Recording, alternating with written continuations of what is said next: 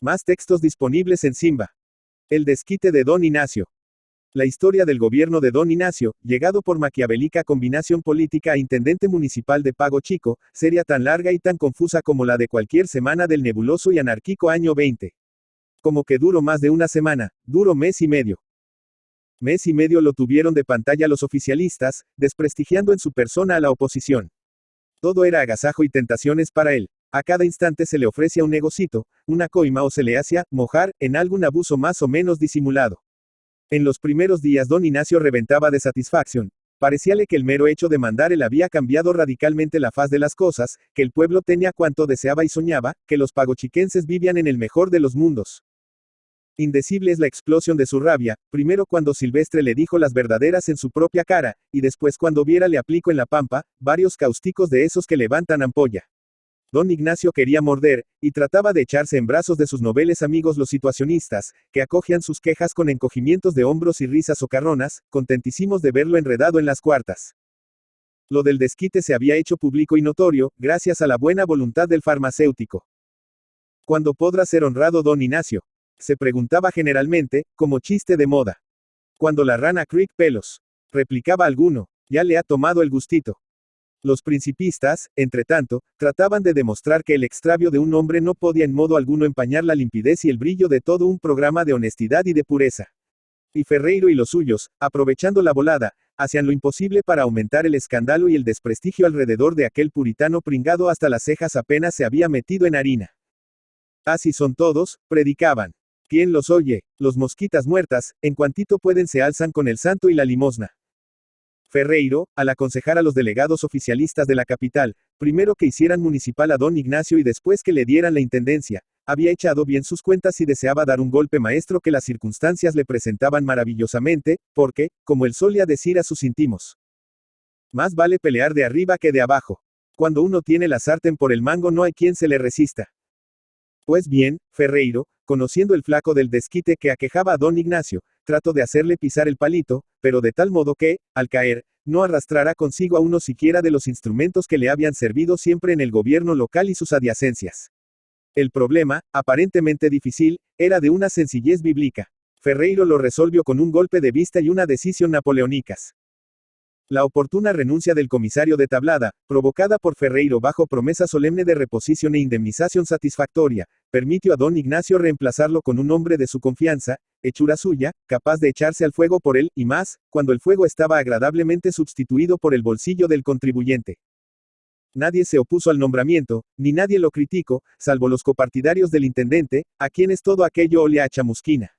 Bernardes, pillete carrerista y gallero, que nunca había sido trigo limpio, comenzó en paz a ejercer sus funciones de comisario de Tablada, coimeando y robando a gusto, y con prisa, como parte de esa oposición que tiene el estómago vacío desde hace 20 años, y quiere saciar en una semana el hambre de un cuarto de siglo, como decía el justiciero.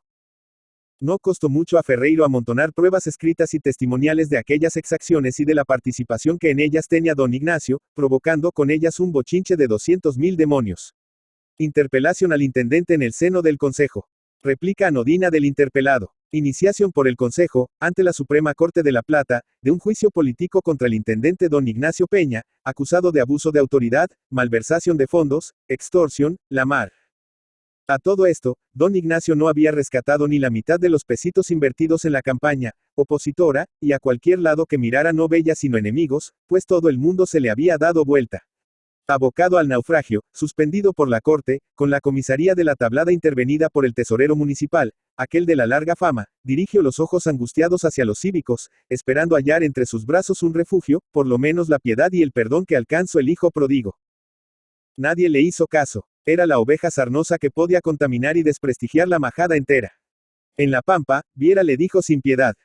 El escribano Ferreiro le aconsejara lo mejor que pueda hacer. Nosotros lo hemos declarado fuera del partido. El diario publicó, en efecto, esta resolución al día siguiente. Silvestre, menos cruel, lo fue mucho más en realidad, desahuciándolo en esta forma. Tome campo afuera, Don Ignacio. Agarre de una vez péalo del miedo. Metase en un zapato y tapese con otro. Don Ignacio trató de defenderse, quiso corcovear, empezó una larga disertación, puntualizando sus principios, desarrollando sus planes de reforma, enarbolando su bandera cívica. Silvestre, que lo miraba con la cabeza inclinada ora a la derecha ora a la izquierda, de tal modo que el intendente podía apenas contener su ira furiosa, le interrumpió de pronto, exclamando con su tono más burlón y agresivo: «Ande, vas conmigo a cuestas». Estuvo a punto de recibir un tremendo puñetazo que solo evitó gracias a su agilidad. Pero era cierto. Don Ignacio no podía ya engañar a nadie ni engañarse a sí propio.